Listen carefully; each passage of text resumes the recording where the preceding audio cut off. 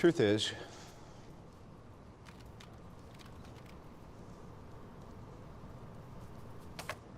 I am Iron Man.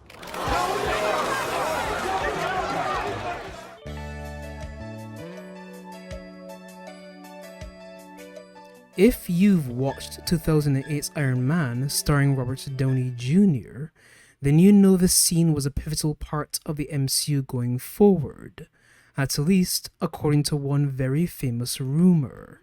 And I can't fully corroborate this, but everyone seems to take it as being true, so I will say that according to this IndieWire article, which I've also linked in the description, RDJ wasn't supposed to say this line. The fact that he wasn't supposed to say this line is a good example of the problem we're here to discuss, because this is, ostensibly, a video about My Hero Academia. I've been planning for a while to lean away from critique-heavy videos, since I want to have more nuanced discussions, but I had to do this. Just one more critique-heavy video.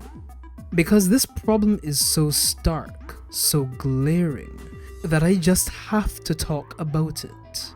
I already spoke at length in a previous video about how I predicted the ending of My Hero a full year before it ended, and while that video isn't necessary to watch in order to understand this one, I still encourage you to do so. We'll get to how this all connects to My Hero Academia, but let's go back to the first Iron Man movie. According to the article, any subsequent movies were supposed to follow the flow of the comics, where the man behind the Iron Man was kept secret for several years. However, Feige loved the off-script line so much that he left it in, forever changing the course of the MCU.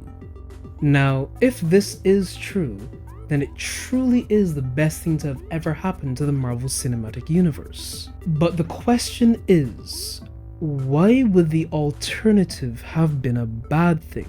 To answer this question, I would like to juxtapose the first and final chapters of My Hero Academia against the first few minutes and last few minutes of the Iron Man movie. While the situations in My Hero are altered from beginning to end, from a young quirkless boy idolizing heroes, being discouraged from becoming one, and then risking his life out of a sense of righteousness and empathy, to a young boy with an odd quirk idolizing heroes, being discouraged from becoming one, and then being encouraged by the words of one of his idols, you can still see some very familiar narrative beats at play.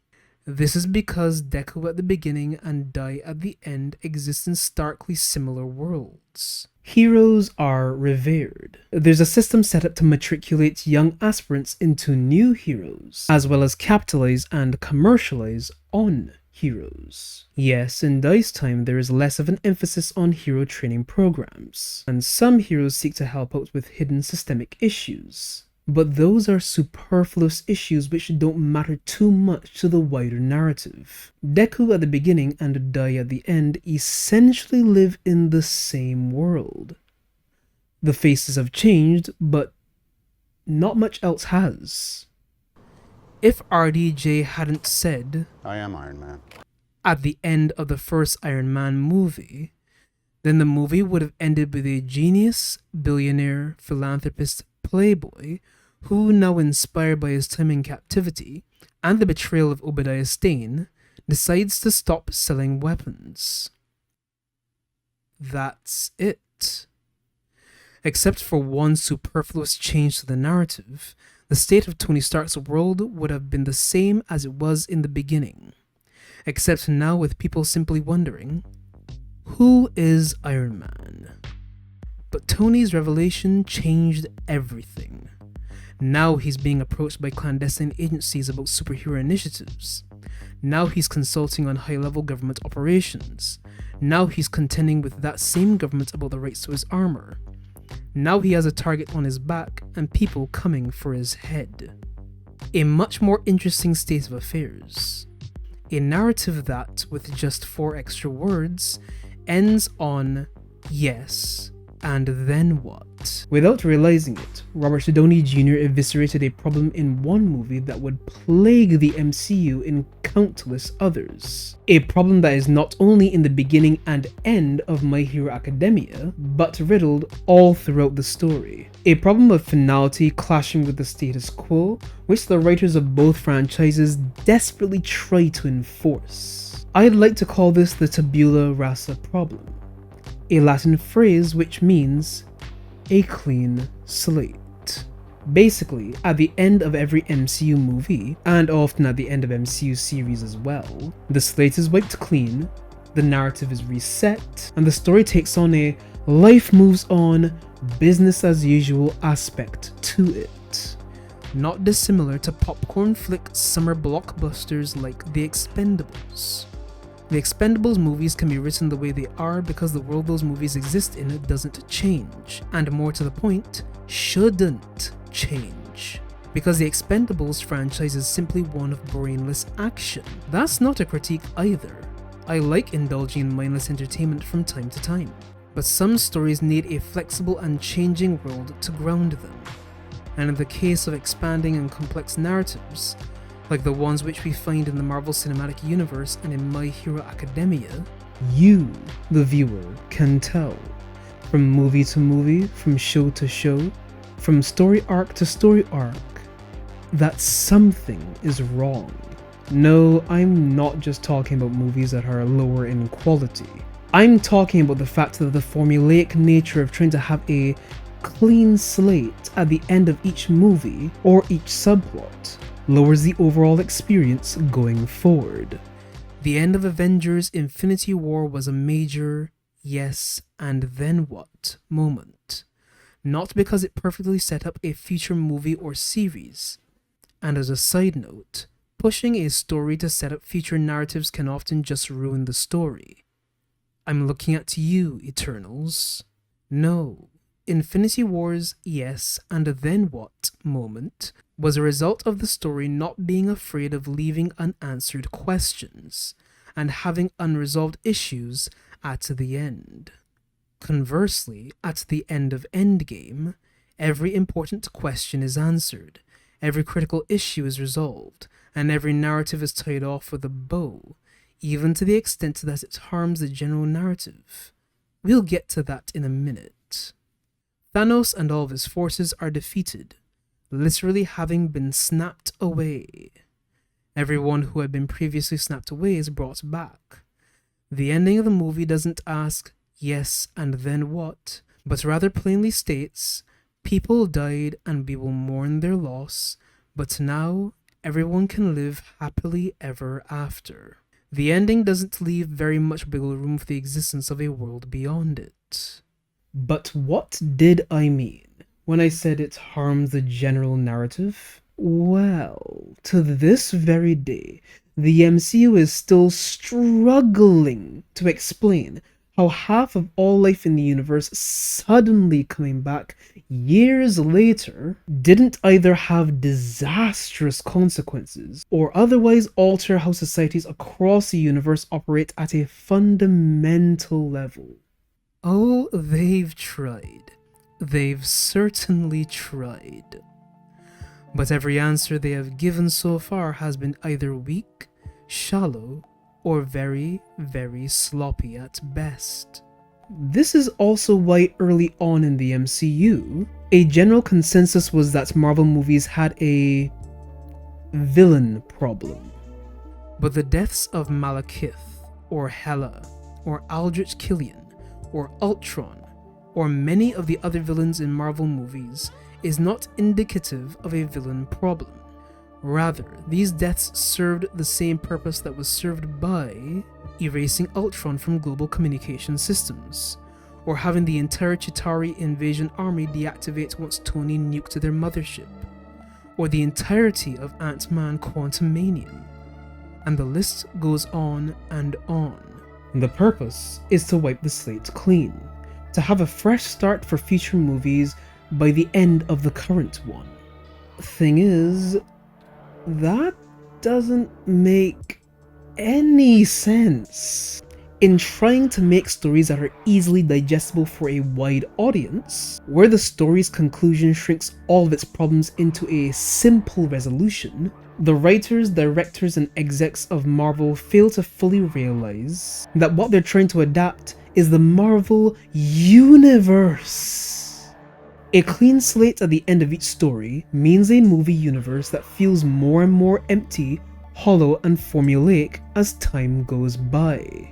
In fact, I want you, yes, you, watching this right now, I want you to think back to the last disappointing Marvel movie that you watched. Didn't the story feel to you like it was trying to have a nice clean slate by the time the movie ended? Like it was trying to tie up loose ends and make the ending as business as usual as possible? Doesn't that feel like a trend you've observed for some time now? Even in the really good Marvel movies? A trend that is only ever rarely avoided? I haven't watched Captain America Brave New World yet, but it seems to be reviewing poorly with critics and audiences, and I can guarantee that it has followed the same formula. Resolve all major conflicts by the end, while paradoxically providing some weak setup for future movies and closing on a clean slate, life moves on, business as usual note. The tabula rasa problem in a nutshell. However, this problem is slightly different in My Hero Academia. It isn't quite a clean slate, but rather a baseline that the narrative returns to over and over again. The baseline of All for One. Because if you look at the story as a whole, from beginning to end, all of the conflicts, problems, and issues that exist in the world which Horikoshi wrote are all centered on All for One. All for One isn't the clean slate, he is the slate itself. Once he disappeared, the story had to come to an end. I'm not going to belabor the point. I'm not here to highlight every single flaw the story has, because I've already done that in several previous videos, so you can watch those if that's what you're here for. Hell, I could make 20 more videos highlighting My Hero Academia's flaws, but I'm tired, so very tired. No, I'm here to do the same thing I did for the MCU. The two greatest examples of the tabula rasa problem in My Hero are Kai Chisaki and Destro. In both cases, we have a leader of a group with their own dreams, goals, ambitions, and ideologies, all completely separate from the mainline narrative of a struggle against an old oppressive evil. This stark distinction implies the existence of a nuanced world, where there are problems, worries, issues, wants, needs, and desires, all of which exist as a part of the world and not simply the side effects of a singular threat. But the problem here is that this is only ever implied, it is never actually illustrated. These burgeoning problems and nuances of the world are subsumed and overshadowed by the looming threat of All for One, where both of them are swallowed up by the League of Villains in one way or another. The same thing happened to Hero Killer Stain, to Lady Nagant, and to Shigaraki, the boy once known as Tenko. The same thing happens with the Todoroki family, or the issues that are hinted at with the Himura family, who Rei Todoroki came from. These issues, both major and minor, eventually focus and center on All for One, creating a narrative that implies that every problem and issue facing a world full of people with quirks is a result of or triggered by the actions of All for One. A very myopic way to write a story. Like I said, All for One is the slate itself. So if you take him away, the story doesn't really have much of a reason to exist anymore. I believe Horikoshi does this in part for the sake of expediency, to overcome his poor writing skills. It's easier to wipe the slate clean of Shigaraki if everything about him, from the deaths of his family to his quirk to the way his father treated him, can all be tied to All for One. It's easier to wipe the slate clean of the Todoroki family issues if NG doesn't accept his place as number 2 or become number 1 through his own efforts, but is instead thrust into that position as a result of the actions of All Might and All for One, which includes Dabi's actions, because his existence as a villain was enabled by All for One's machinations. Lady Nagant was only introduced into the story when she needed to be used as a tool for All for One's schemes, after which the slate was wiped clean. Redestro and the Meta Liberation Army were only introduced to give the League of Villains, and by extension All for One, a power boost, after which the slate was wiped clean.